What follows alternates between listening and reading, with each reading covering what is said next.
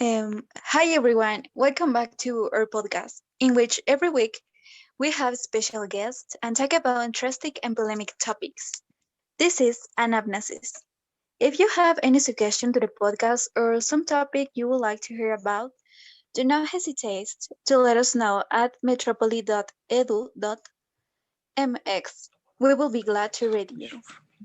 But now, let's start with this second part of this special and interesting topic. Philosophical and scientific contributions of great thinkers. In the previous episode, we made an introduction to philosophy, principles like the reason and existence, and we talk about philosophers like Thales of Miletus, Aristotle, Eratosthenes, among others. Moreover, in this episode, we will be introducing you contemporary philosophers as you request.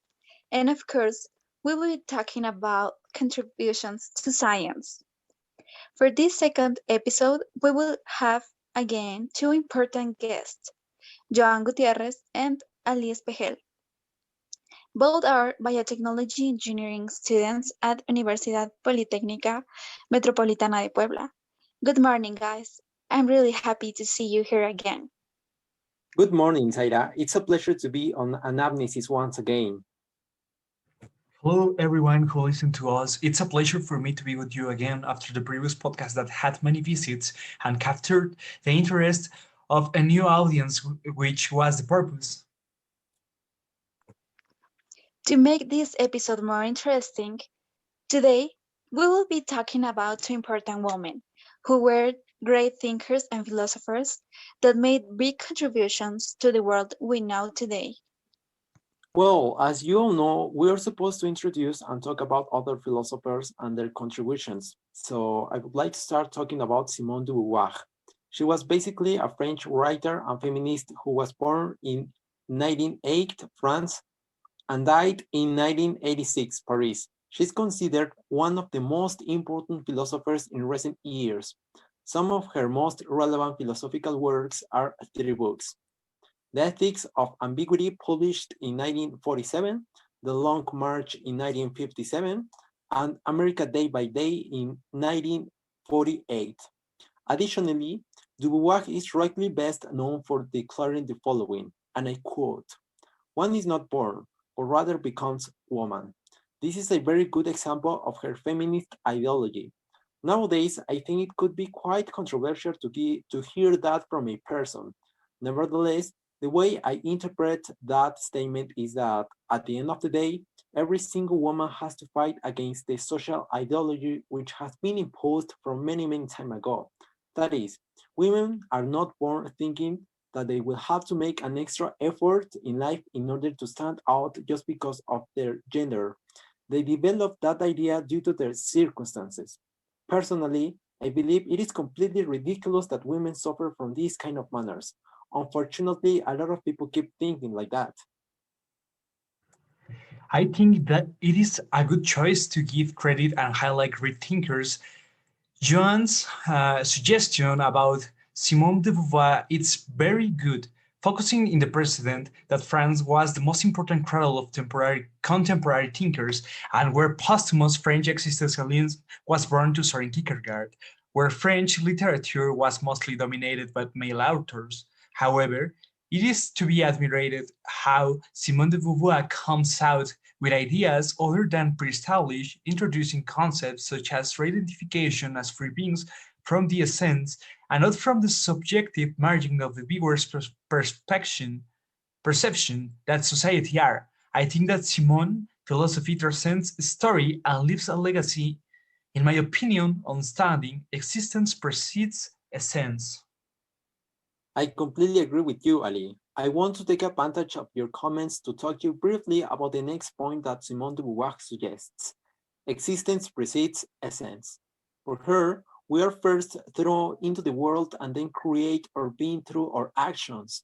While there are facts of our existence that we cannot choose, such as being born, who our parents were, or genetic inheritance, etc., we should not use our biology or history as excuses not to act. In this way, the existential goal is to be an agent, that is to say, to take control over life, actively transcending the facts of our existence by pursuing self-chosen goals. I believe this philosophy is so true and amazing. I mean, a lot of people are used to making excuses for things we are not able to change or modify. But we have to remember that we are the owners of our lives. Thus, nobody else than us can change the essence of who we are and what do we do to act better as human beings. Very interesting what they both raise. I think that few people are aware of women who have revolutionized the world. I think it's time to start highlighting it. Since in my case, women like Dane inspire me to want to stand out day by day.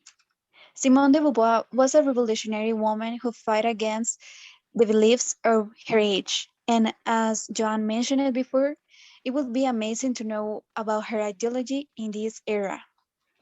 Now, I want to introduce you to an ancient and amazing philosopher, Hypatia of Alexandria, who is considered the last Greek philosopher. She was a great mathematician, astronomer, philosopher, and at the same time, she became an excellent and well known teacher due to her lectures about philosophical ideas of Plato and Aristotle. Hypatia was part of the pagan elite faithful to his ancient ideas and beliefs, in order to defend them in a hostile environment in which every day was becoming more dangerous. They were times of persecutions for anyone who did not convert to Christianity and deny all the knowledge acquired. Hypatia refused to betray her ideas and convert to Christianity, for which she was accused of conspiracy against the Christian leader of Alexandria, and also they accused Hypatia of witchcraft. Can you believe it? Wow, you have made mention of a vastly complex and admirable historical character who will even deserve a full podcast to talk about her. First, like Simone, we must understand that the historical context was dominated by the male gender, where few women could win admiration for their contribution to be sufficiently recognized. And this is the case of the great Hypatia of Alexandria, with her beautiful and complex abstraction towards the world of ideas. Something that fascinates me about this philosophy is the fact that it is extremely realistic, even seeking the truth through science, the cosmos, and nature. She was an observer of the environment through mathematics, geometry, and the cosmos. A beautiful way of seeing life, according to my own perception as a science student. Indeed, Ali, Hypatia continued working on a program to preserve the Greek mathematical and astronomical heritage. That program was originally created by his dad, Theon of Alexandria. That is why she decided to preserve his ideology too.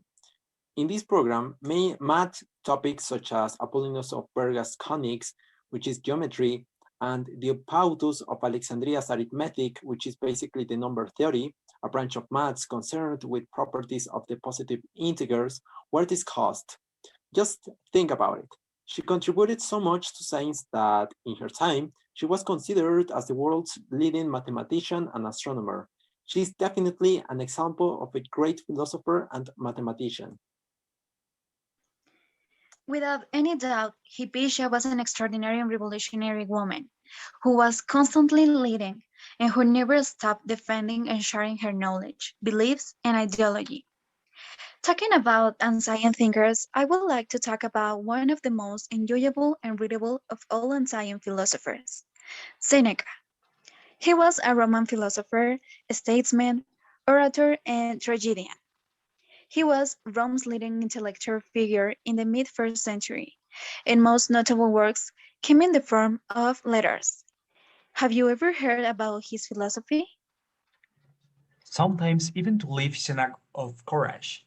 From his ability to words and leave legendary phrases like this, Seneca was a visionary. I think that talking about a Roman philosopher is something interesting, since not all the great thinkers were only Greeks.